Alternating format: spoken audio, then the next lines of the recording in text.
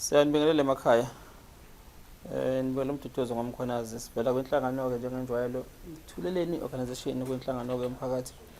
Sihlelela abantu kulezi zinkinga basuke bebhekene nazo nesuke sinamandla ukuthi sikwazi ukuthi sikwenze sibalekele kuzona. Akhona konke esiyobalekela khona. Ungaphatheki mhlawumbe mawuthe ubeko lakho udaba thola sikwazi ukuthi singene kulona ngoba ngempela mhlawumbe ukuthi asikwazi ukuthi sizongena amandla sinawo ukuthi silenze noma mhlawumbe ulwazi lwalo lo daba. Kodwa-ke la kaThuleleni sinabantu abangenayo basi-advise ukuthi mhlawumbe abanolwazi because ngeke sazi sonke. Ngeke zonke izinto sizazi. Khona engikwaziyo khona ongakwazi wena mhlawumbe nami okwaziyo nawe nangingakwazi mina. So-ke siyasizana somndeni. Namhlanje-ke sizokhuluma nodaba la lenkinga yokulimala emsebenzini. Iyathusa-ke lento yabo inokungihlekisa futhi ngoba mina ngaze ngisebenze. Kodwa-ke sengibona abantu abasebenzayo bezocela usizo ukuthini nami ngithi uyangihlekisa ngoba manje izinto zemithetho nemigomo zabasebenzi nabaqashi kokunye asikho understanding ngazo ukuthi izinto kulandela kanjani. Kodwa-ke silokho sincenga nje kancane size sifike khona egcineni. Ngazathi mhlawumbe umuntu ngenzeka agcine evula mhlawumbe inyunyana. Ngihleka nje ngangijoka nje ukuthi hayi ngoba abantu sebenza kangaka abasebenzi ngokungaphatheki kahle emsebenzini abaqashi babo sebezokhala ngapha kuThuleleni. Kodwa-ke siyazame uma kunamandla ukuthi siyakwazi silandelelele. Namhlanje-ke sinebaba ozochaza ngenkinga yakhe layo. Sawubona mntaka. Sawubona baba. Kunjani? Ngiyaphila ngoba inyanga isahlala nomphefumulo. Siyaphila mina ngoThuleleni. Baba. Igama ngumhlaliseni Sibongo ucele osuka endaweni yakwaDukuza elokishini eLindelani. Yeah. Ubaba ucele besebenza ngaphansi komkhandlo wakwaDukuza. Ngeke ngalimala ngangena esibhedlela ngo-2021. Njengobona ngila. Ulinyazwa yini baba? Ngilinyazwe odokotela badiscover ukuthi ngilinyazwe ichemical. Besisebenza singama cleaner screen amahholo akwaDukuza. Usuku nosuku umsebenzi wethu nje. So ngangena esibhedlela nginenkinga yesifuba kungaphefumuleki. Uma ngingena esibhedlela 2021 odokotela ba-check yonke into ukuthi kwesikhathi se-COVID ba-check odokotela no anginayo i-COVID. Bese bebuza odokotela ukuthi ndoda sithola ngathi ulimele amaphaphu. Ngabe kwasebenza yini emayini? Ngithi mina cha akaze ngisebenza emayini. Usebenza ngani? Usebenza kuphi? Ngithi mina ngisebenza kwaDukuza. Usebenza ngani? Usebenza chemical. Babuze inhlobo ye-chemical ngibachazele. Kanga ukuthi baze bafonela usupervisor wami uMr Chase ukuthi ucela bashutha ama-chemical. Odokotela bashutha kuShezi. Base bediscover kodwa ukuthi nayo into egulisayo. Kuthe lolo hlelo lelo dokotela banginikeza incwadi ethi ngeke ngisakhona ukusebenza ngoba ngiphefumula ngomshini oxygen. Thatha incwadi sayisubmita emkhandlweni wakwaDukuza. Umkhandlu wakwaDukuza nawo wavumelana nodokotela wesibhedlela ngakhishwa emsebenzini. Ngalo ndlela ngiphefumula ngani njalo nge-oxygen ekhaya engiphume nayo esibhedlela. Okay, kwahamba kungena kwi-process manje ukuthi kungenelela ulabor njengomuntu olimele injury of duty emsebenzini. Fanele kube ulabor othatha igxathu lokuthi fanele nginxeshezele ngoba ngilimele emsebenzini. Ngihambile-ke bantu bakithi yonke lo process. Kangathi ulabor waze wangithatha ulabor wangisa kudokotela wabo ola ngasesibhedlela eNtabeni. Ulabor njalo ungihambisa ngetransport yami. Umasipala kanginakanga. Enye into engihlukumezile leyo. Ngafika kudokotela kwaLabor. Udokotela waLabor wenza yonke ama-test kumina. Wathola ukuthi no, ngilimele amaphaphu. Ngeke ngisakhona ukusebenza ukubili emsebenzini. Uvumelana manje nodokotela wami nodokotela kamasipala. Sengudokotela wesithathu lo. Ngiyele ekhaya. Kuthe ngo-2023 ngilindile-ke manje process engiqedile. Sekulindwe manje ukuthi ngithole isinxephezelo. HR wami uMr Mkhize wangisendela iVN sikhuluma ngoWhatsApp naye. La benza khona i-call nentombazana yakwaLabor kuthiwa nguSimangele Mabaso. Intombazana ithi ngisacheck ama-percent kacele ukuthi once off or a month. Hayi lindeke ukuthi no kusho ukuthi kuyalunga. ngithi 3 days afone uEshara Mkhize athi cela na into engidumaza la ufike la kuthi imali awusayitholi awuke ukwazi ukukhokheleka hawu ngiphatheke kabi kumlelo umshini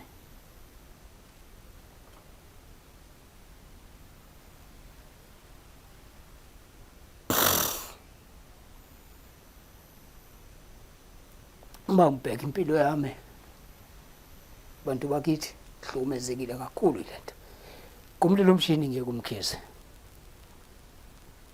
incwadi ayichazi ithi angigolanga emsebenzini lesithi no khize kulungile angizophikisana lento ithi incwadi ngingenza objection ukuthi iyaphira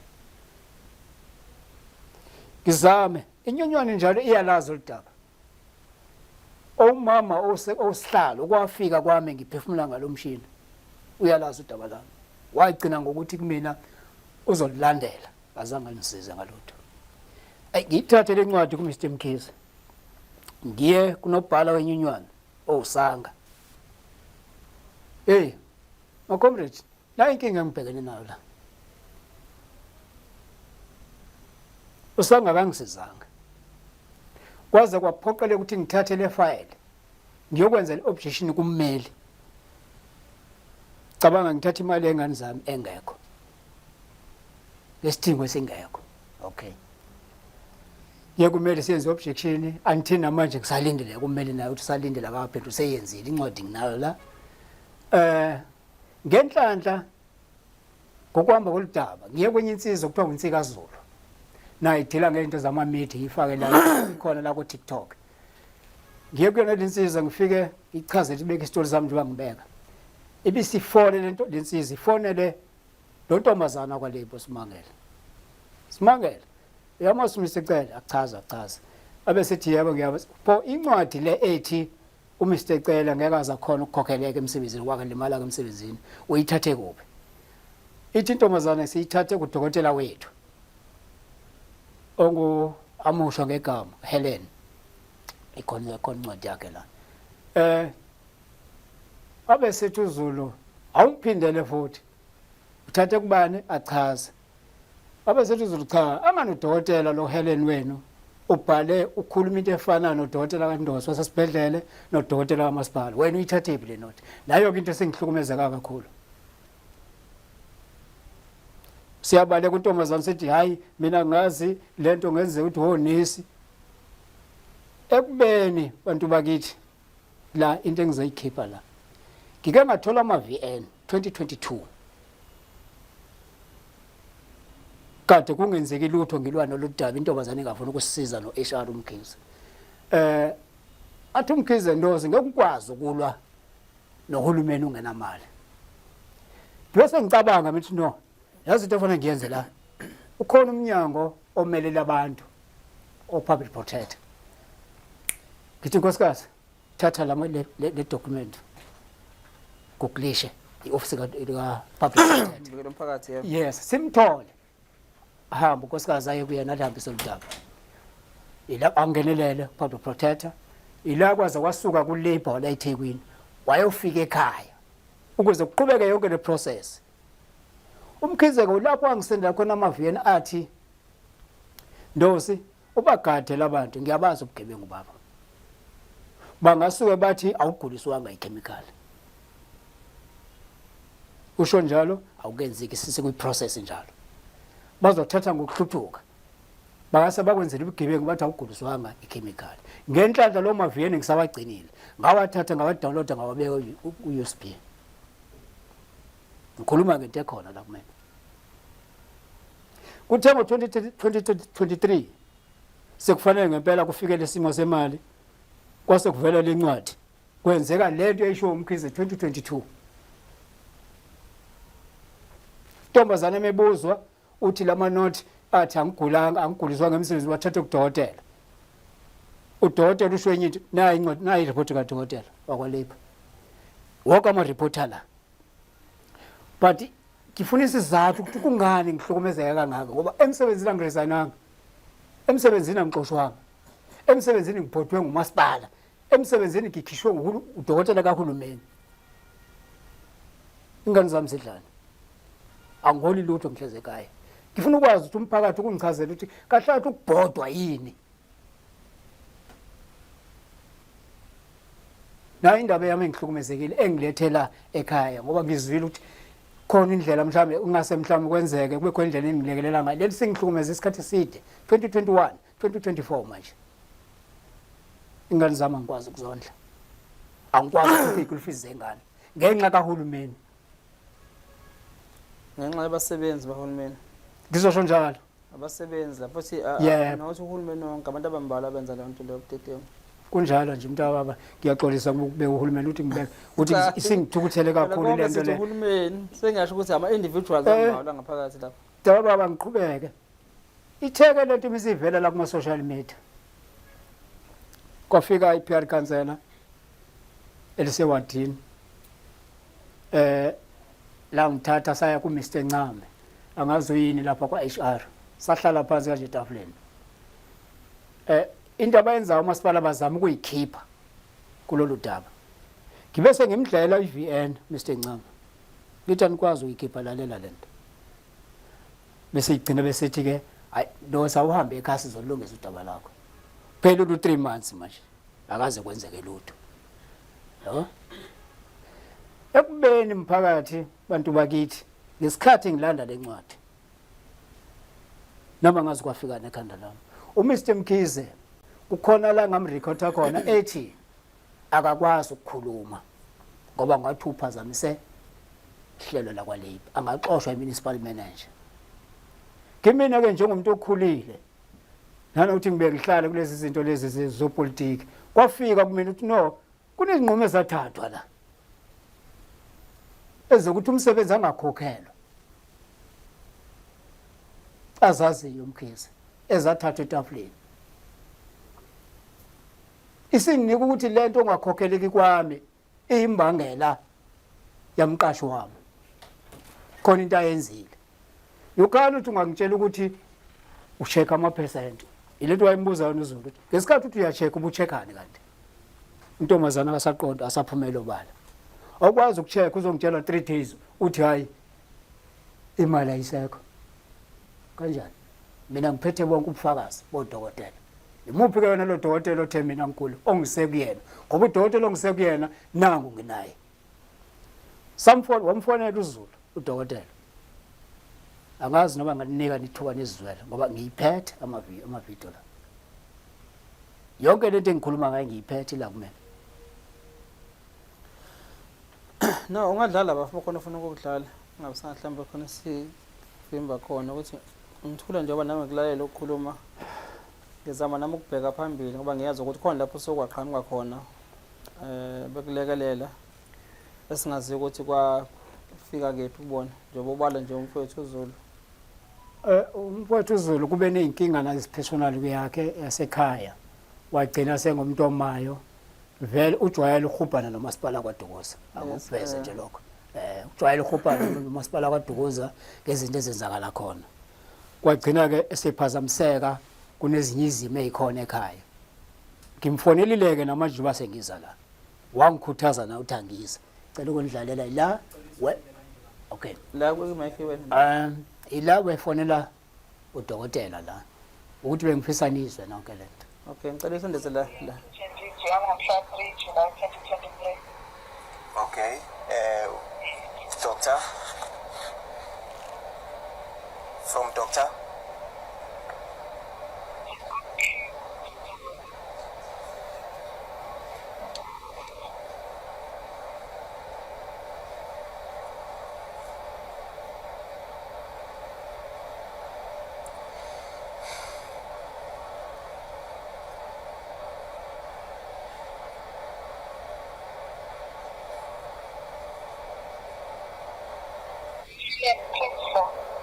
Helen Prinsloo.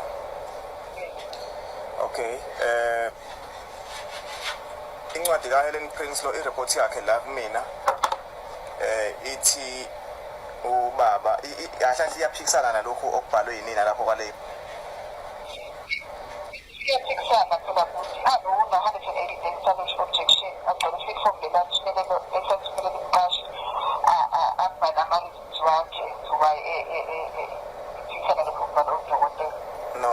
ngisho ukuthi mina wena nje usebenza lapho uma ubhala i-report uyibhala ngokwadokotela ukuthi uthona lo muntu ufit uthi ngabuyela emsebenzini noma usho ukuthi lo muntu lona ngeke azakwazi ukubuyela emsebenzini udokotela ubhala okunye ngizama ukuchaza lokho nina nibhala okunye kwi-report yenu anibhalanga lokusho kodokotela udokotela lana wabhala ukuthi the client does not have the MET value or the ability to return to his job as a cleaner due to compromised pulmonary status. He does not have a stamina and endurance to work sustained over an 8-hour day in manual capacity. Nina nibhale ukuthi nina ngokwenu lapho le report enenibhalile isho ukuthi yena lo muntu lona ngiyaza kwazi ukukhokhelwa because aka affecteka ngamalungs njalo njalo but la udokotela ubhale ukuthi uaffectekile amalungs aka affectekile ngiyakwazi ukubuyela lena ebhale udokotela lo wenu iyahambisana nebhale udokotela wakhe iphinde futhi ihambisana nebhale udokotela wenkampani engizama ukuthola ukuthi nina nakuthatha lokho enakubhalayo ukuthi udokotela lo wathi lo muntu engakwazi ukusebenza noma aka affecteka ngamalungs.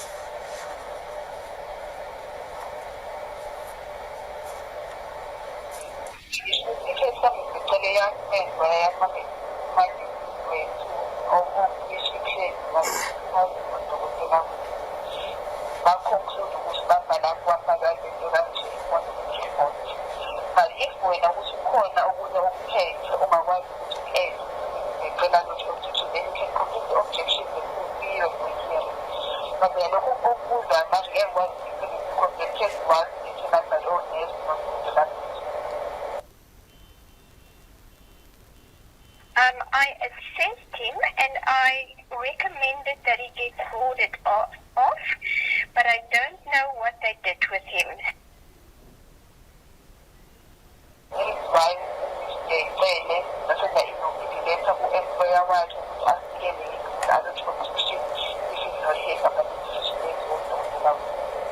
Kodwa ngiyakuzwa ke mase sixoxela nje nawe njengomuntu wakithi umbisholo lento lena ayikho yinhle ubaba wagcina ukusebenza ngo2021 akaholi lutho uhleli nje ekhaya nina ngokwenu nizibhalela into yenu eqhamuka kunina because ngamanje uyavuma ukuthi lokho kulapho akufana lokho kula engikubukayo uthi wena akaloje icomplain Engichaza nje the reason why kwabhala incwadi yayisokwazi ukuthi according to what report now uma ozekile associate claim yakhe baba nele decision then ukuthi is not head very why wahambela information objection without objection then ebesethumela esitenge nesenga babesenga bibela no nge-understand lo point clearly ukuthi zamane zakhe nje bekuphelile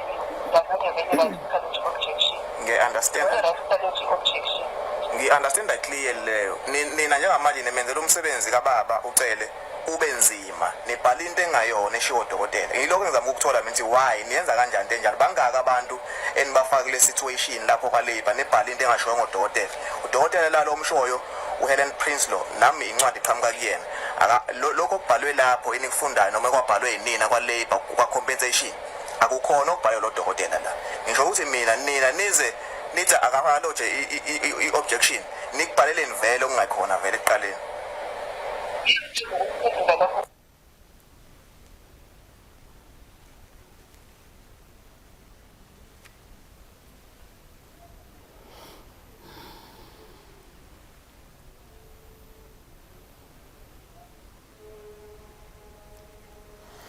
siphelele sinjalo isitolo sami impilo ekade yayiliwa lenilo le lapha koStenga kakhulu eyikade nawe baba ngakukuzama awutholakali kalula mkhulu udla ngoba understand sizogcina sithola kodwa ngithi bonke uNkulunkulu yabona bantu bakithi hayi ngiqedele lenkulumo yazi ngibonga ukuthi uNkulunkulu angifanga niba nengibona nje mina ngangifana nentofile ngangahle ngakwazi ukuhamba ngihamba wheelchair ngiphefumula oxygen ekhaya 24 hours ukudla ngidlela embedeni ngenxa yalodaba ngilinyazwe ile chemical bathi ngibhlungu namndeni wami kubhlungu uma bebona lesi simo esenzakalayo manje sembulawa uhulumeni umasipala ngamabomu manje no labor ngoba angisakhona ukulala manje lento ngizosebenza ngizosondla ngani ngani zami ngicela ukunizwisisa futhi le umkhize ke sengilanda incwadi la kwakukhona into efuna ukuyigunyuluka kimi ngalolu daba ngicela ukuyidlala kasalana ikhalela phansi ngizakubekezelela ke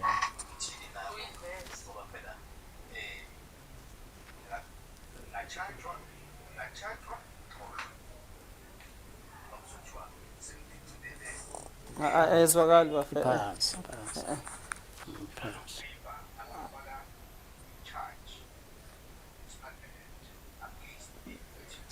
angazi ayikhuphula kanjani volume no ayiqinile ndaba no it's fine futhi yabo umkhize ungathini nayo unokumsola noma mhlambe uthini umkhize waye right umkhiza ngimsola umkhiza mengicabanga mina ngendlela yami umkhize bese khathele ukusetshenziswa okay ngalolu daba wezama ukungivezela ukuthi udaba lami uzamile kodwa kukhona lapha phela khona amandla kuneyinqumo ezithathwa angakwazi ukuzi overpower okay usasebenza uyasebenza uHR mhlambe ukuliveza igama lakhe njengoba nje yabo awubone mhlambe uthi uyamcompromise mhlambe naye emsebenzini wakhe kulabo baqashi bakhe labo vele naye abona bethi izinto ezirong kodwa ke ngoba usangaphakathi neparishile ngane zakhe ngelichithe baba anginayo enye choice naye ngeke ngakhuluma naye kanti luvele kuma social media udaba kade ngibize uMr Ncame ngamtshela Mkhize lokho engikwenza kufanele ngikwenze ngoba impilo yami le ingane zami lesi wena ubuconfessa ngento eyibonayo errong eyenzakalayo wasithi Mkhize lungile ndosekhona kuthanda ukungilimaza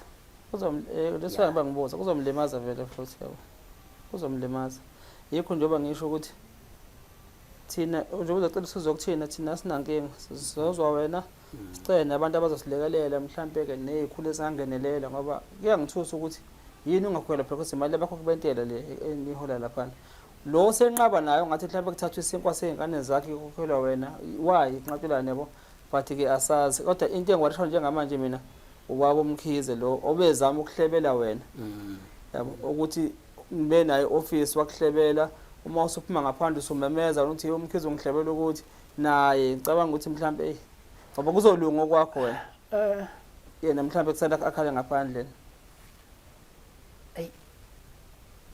baba ya khona nami ngeke ngayicabanga into enjalo kodwa uma sengibuka ukuthi anginayo ngisho ngoba ezinye izinto zifuna evidence angithi yayibona le evidence eshoyo le evidence eshoyo nje bengafungela umrecord engazi ayisebenza msenkantolo kwale amafoni bathi niba recorda nje ngamafoni telefone ekhala ngithi yabo singayizwa thina siyisebenzise but masekuwe enkantolo iconcern ezangibe khona ukuthi ngempela sasiyabo nale amaviyeni ngeke isebenze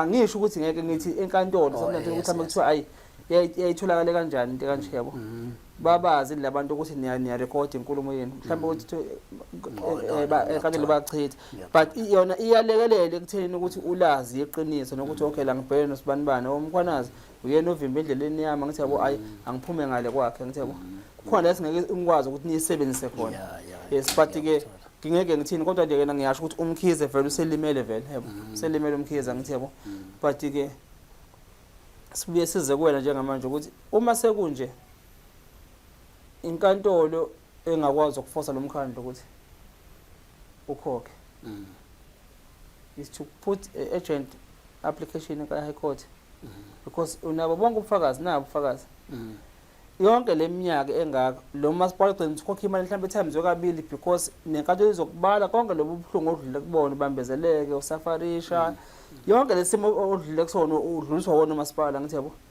imali yakho plus nemali sekuzolahleka imali yomkhandlu emultiply kabili mhlambe ngabantu abama individual nawo umasipala mangasi court ikhiphi order against umkhandlu ukuthi kokhele wena sekufuneka nawo umasipala bathathele inyathelo abantu labo ngoba nje ukuthi benza ubugebengu ukuthi kuvele kanje ncazo dokotela babhale okunye kona ngale ngaphandle mawuthi nilo izimpi zenike lezi zepolitiki ngoba phela hlale kusuka umsindo lapha nakoStenga lapha umkhandlu bakhona nje ukuzwe nje ngapha thike kade ukuza cha mntaba umsindo bungakasuki iqala lento umsindo usuke nje manje njengoba sesiyokhethweni ane ngisho khona umdukuza nje mamdukuza uyahlakazwa kunje nawe uyakuveza ukuthi nawe ube khona futhi la kwipolitiki ekhona ngithi yabo na uZulu ubafu lomsho ngiyengibona ukuthi kujakhwana lapha ningazitsheli nothulu cha lokhu uthule senzela labazalwane cha la sizoqondisa ubulungiswa kahle kahle into engizama ukuthi ngiyenze la angisenzeli mina ngedwa Ndonga yes ngoba umuthola ukuthi lolu daba lolo kusho ukuthi into ejwayelekile sengenzela nabanye abasebenzi abasele ngaphakathi ukuthi bangagcini sebengena kulesi simo. Okay ngiyithanda lo point ngicela ukubuza lo mbuzo nje benibe ngake nisebenza ngale chemical ithi besingasili la ko 11 saqasha saba 11 bebenganinike izinto zokuvikela daba bekonje bongibona besingena sisebenze sinje ushanele holo mhlawumbe uthothi sifike indawo iholo kade sanda kwakhiwa ayithi amawadi iholo kade loluveyithwa uzofika sishanele nje uba nginje idust ingena kwena mixele chemical kubhlungu umkhwanazi mixele chemical umophe ngayo awufake lutho emlonyeni asinayo ama-mask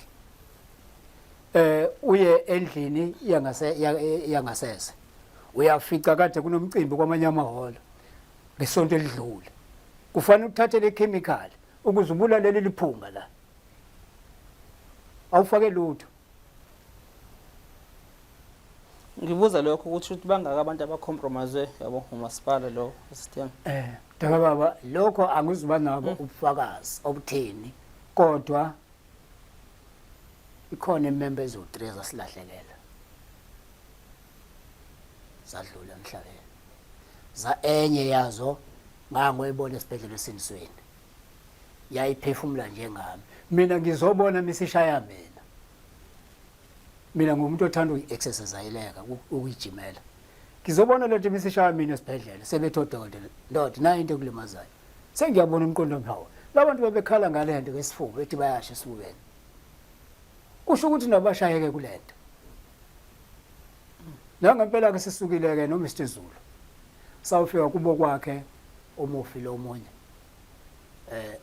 mesithola lela phepha leli postmortem sithola into yakhe ifana ncamashi nalesi simo esicishe sangibulala mina walimala amalams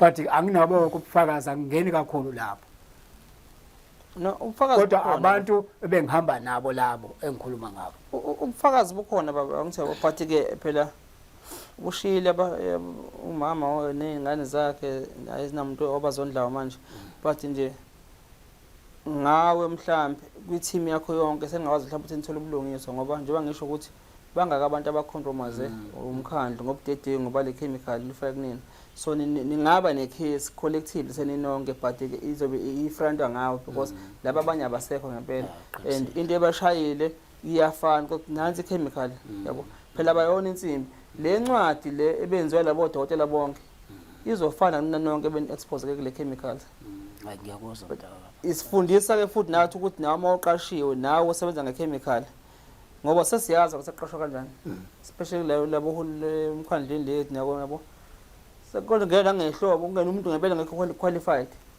ufake lapha nekhansela letha abantu bami bakufake lapha ufake umuntu ongafundile ngempela ukuthi uqualified ukuthi abheke ukuthi lento esinikeza abantu ngabe ubungozi bakhona bunjani ungangene nje emlonyeni Ndonga yabona le chemical izongifikisa kulesi sigaba sokusonda ukuthi ngilahlekelwe umsebenzi ngicishe ngiluza impilo yami cishe ngishiye ingane zami emhlabeni sake sayiraise emhlanganweni wenyonywana kwaku 2017 siyiraise emhlanganweni uthi no lento iyasilimaza lento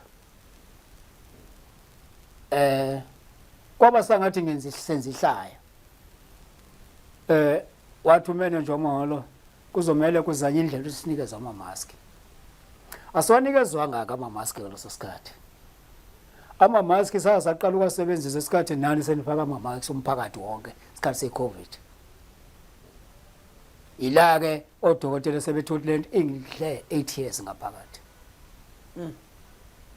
ingakho isingishaya phansi ukuthi ngisinda kanjani nama ngazi ngibonga isibhedlela sakwaDukuza ngoba isona esingcinga isimpilo namanje ngisa attend ibhedlela ngenza ama check up malento mina ekhaya bengiphila ngokuyijova kunomjovo benginikezwa wona ukuthi ngibulale le chemical eswini nginikeza ibhokisi njalo namuhla ngiyaphila ngokaNkulunkulu kodwa sengihlukunyezwa ilento enziwa manje abaqashi bakahulumeni abangafuni ukuthi ngondle ingane zami. I hope on masipala please nomeya wakhona nosekela meya masipala manager ngazi kohla kubheke play namathatha ababizana ngawo ake nenze justice ngane zakwethu singazi into kosidonzelana kanje emoyeni kuzohlambalazeka abantu ukuthi nibheke phela nibize staff senu ubani ngempela wenza iphutha kulungiseke lento kanje nikhokhela umuntu imali yakhe ahambe ohlala ekhaya. And then phakathi wakithi ngizamile njengoba ngize ngizofika la kuthuleleni ngike ngahlanganisa ikhansela lendawo Ward 5 ngathi ngicela lengihlanganise noma ummeya wakwaDukuza bengakenzeki yonke lento ukuthi ngifake kumameda lo daba ngifuna ukuxoxa ngalo daba ukuthi ngihlukumeze nakho ngihlukumezeka ngabe uthini ngoba ngiphethe into kanje akwenzekanga lokho ngimcela 3 times ukwenza nabamphethe labo bona bamfake lapho office lobumeya iqembu labo abantu banamaqembu epolitiki abafaka usihlalo weWard ngeke ngimusho ngekho azange ngisize ngamnikeza ifoni walalela lamaviyani abangaphezulu kwakho uhlalo weWard lo angikwazanga ukufikelela kubona ngoba ngithemba ukuthi uma sikhetha umholi endaweni ibona obuzokwazi ukuthi mesinenkinga uthathe inkinga zethu buyise kwi-platform e-right nabo ke bungayihambisanga so abayihambisanga sengichaza ukuthi ke mphakathi ingakho ngize ngizofinyelela la ningithola ngila kuthuleleni akukho la ngadlulanga khona ngizama ukuthi ngiyenze umkhandlo wakwaDukuza ngu-saved ube safe ngingabe sengathi umkhandlo wakwaDukuza ngiyawu-expose nami anginachoice fanele ngiyikhulume into engaphakathi ngoba ilimaza ingane zami ilimaza nami impilo yami le angisiboni futhi isizathu esokwenza ukuthi ngihlukumezeke kanje nomndeni wami. Okay uthe ummeli naye ba ukhona ummeli ukhona lapha kwaDukuza iway forward yakhe uthini yena yabona ngize ngathinta wena njengoba ngaze ngathinta uZulu ngalise ngize ngathinta wena unokungamtholi kahle angisho nje kanjalo phela masestenga unalento ethi usalinde icase ngiyifake last year njalo last year ngithi wabona ngoba September kodwa ngithini manje ngitshela ukulindela abakamphendula abaka-IOD but objection wayenza na incwadi yakhe la ngizamile ukuyithola ngiyena wayenza ku-28 something 21 asibona. Okay ngicela kanje ba ngicela ubuyele kuyena yabo is ile noma kusasa uma ufika namhlanje noma kusasa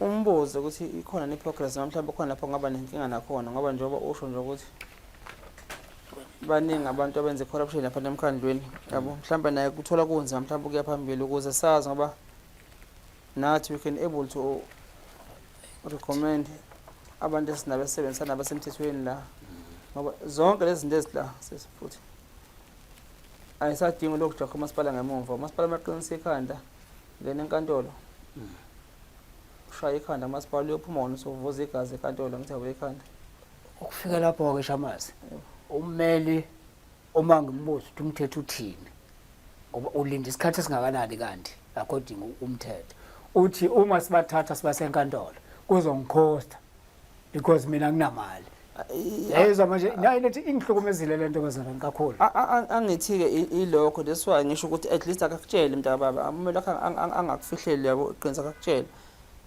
baba la mina njengoba ngisho nje mina sithweleni mina where I stand ngiyabona lento le ifase ifake ecourt agent application agent application uphuma court order yabo enkantolo yabo so ummeli akakutshela ukuthi ndazi baba siya e-high court zingaki indleko zakhona yabo but ngoba unamali but siyazi igcina silwela imali ezophuma emkhandlweni ngathi yabo khona lethiwa i-contingency agreement abayenzayo abameli ngathi yabo if univumana ngayo ngathi yabo kulungile siyasayina la percent yami engake ngoyithola manje ukuthi siyawina singena sonke empini ngathi yabo singena enkantolo sithola lokho esikuthola enkantolo siyaphuma siwinile ayisengiyazi nami ukuthi mhla ukhokha umkhandlu uzophuma nemali engaka ngommeli ngathi yabo ilokho mfethu angachithile isikhathi umeli unenkinga ke lo mmeli ufuna ukwenza appointment kuyena uthotho uthi ubhizi uyabona nje angisazi indaba lo mmeli comrade cha sona ama comrade isoso samphakathi yabo no mina ngicela ukuma lapho yabo okwamanje ukuthi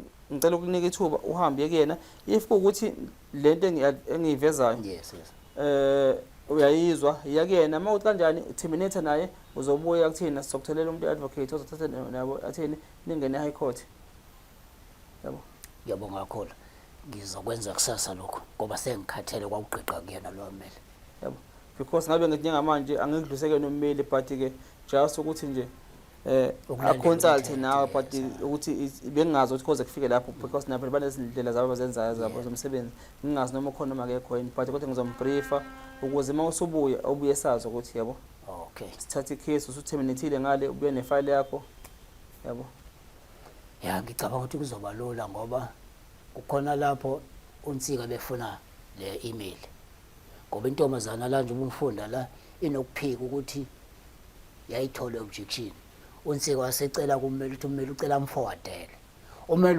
wayiphotocopy kanje wasethi uNsika no ngicela ungiforwardele ungayiphotocopy forwardele ngoba ngifuna ukuprovela le ntombazana ummeli mengifika lapha ngifica lo mfana olukhuzana ku reception usedonsa incwadi kwifile yami uthi hey lencwadi engathithi uthi ummeli ifile uyayivala ngase ngithi mina no akakwazi uvele enze kanjalo akangifonele ize appointment azongitshela ireason ngayishiya kanjalo ifile sengiqonda ukuthi ke mhlawumbe kuzoba lula uma ngifika kusasa ngimuze ukuthi uthini yabona imali yadayisa uJesu uma uthi iBhayibheli liqinisile athi yadayisa uJesu imali qinisile mntana imali iyagqishwa emasendeni yebo umuntu ugqisha imali emasendeni ngakutshela yabo ubona lezinto ukuthi angisho ukuthi kunjalo sengiyasho ngizama ukwenza amatemi yabo nathi wena Shamasa sibe nalokho noZolo sike nazo izinsolo enjalo ngoba kukhona besinomhlangano khona naye uZolo